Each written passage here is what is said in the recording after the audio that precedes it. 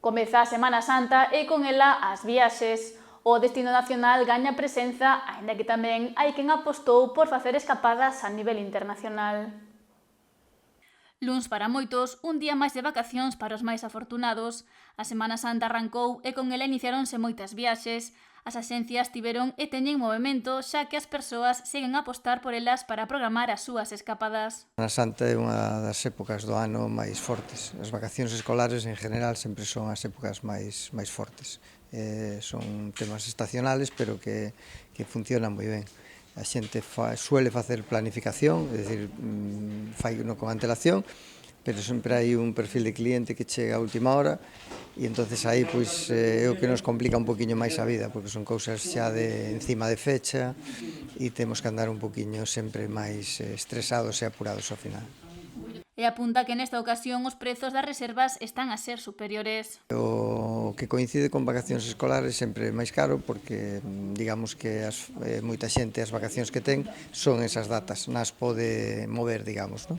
O que pode mover sempre obtén aforros máis grandes, pero o que ten que ir en esas fechas pois é temporada altísima. Entonces aí si este ano ademais hai un pequeno incremento nos precios que se nota e entón a xente pois está tamén pois ou reducindo un poquinho a estancia ou indo a destinos máis próximos, pero sí que está habendo movimento.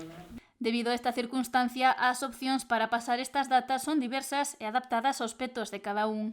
Hai tamén cousas que se venderon Caribes tamén, e hai Estados Unidos, a pesar do tema de aranceles que supuxe un pequeno parón, pero como son viaxes que se reservan con moita antelación, pois en principio seguiron para adiante. Hai un pouquiño de todo. A maioría, lógicamente, domésticos, pero tamén hai viaxes internacionales.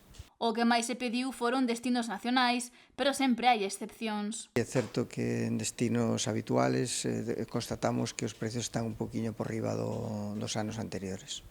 En tendencia con todo o resto das cousas. O día a día vemos que está máis caro e os viaxes pois hasta ahora estaban bastante contidos, pero agora parece que xa pegaron un arreón, digamos. Aínda que nesta época do ano, máis que calor, búscanse outras cousas. Hai un poquinho de todo, Si é certo que Canarias sempre che garantiza un poquinho máis o clima. Pola península estábamos comentando ahora fora de micro que prácticamente toda España está con un clima parecido ao noso, pero bueno, a xente ao final o que quere é salir, airearse, oxigenarse e acaba salindo por todos lados. Portugal sigue sendo tamén un destino moi recurrente, o sur tamén, e as Canarias, por suposto, sempre están aí no podio.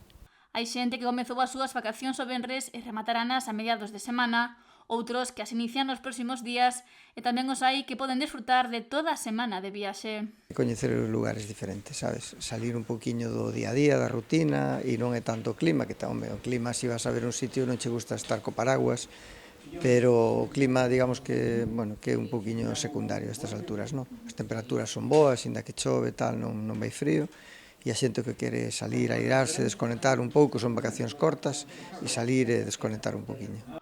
Polo momento non fixeron un balance desta época de ventas e viaxes, pero xa hai algunha conclusión.